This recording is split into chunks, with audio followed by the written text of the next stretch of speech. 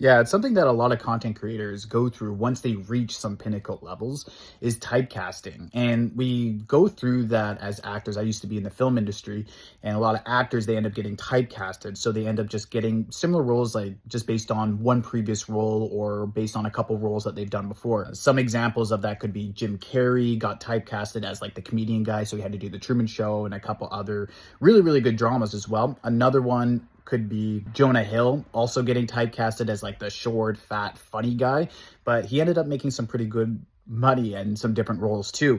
But being typecasted on social media for content creators is a huge stifling. And I almost think it's harder to overcome being typecasted on social media because you work super hard, you get hundreds of thousands of followers, and you end up making one type of content go viral. Then once that ends up being circled around. So after a week, 2 weeks, maybe a month or a couple months where the content just starts to get a little stale or get a little old and making that shift, sometimes it's harder to make that shift to do something different after you've already have a couple hundreds of thousands of followers or even millions of followers. Sometimes it's harder to make that shift versus just starting a brand new account. So yeah, it is a little bit of a struggle. And this is something that I keep in mind when I'm creating content, not to be typecasted. If something ends up going viral, like I've had something go viral in a business niche, I've had something go viral in a travel niche as well. And I've also had something go viral just on something that is really resonates with me as a Canadian as well. So yeah, like, that's something that I also struggle with is not being typecasted.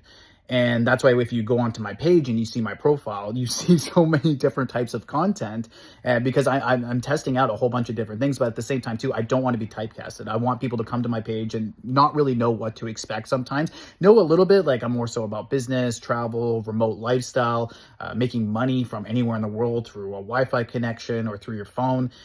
They get that kind of premise, but all the content's like a little bit different. And I kind of like to keep people on their toes a little bit because I don't want to be typecasted into one specific type of content because I think that would be just kind of detrimental.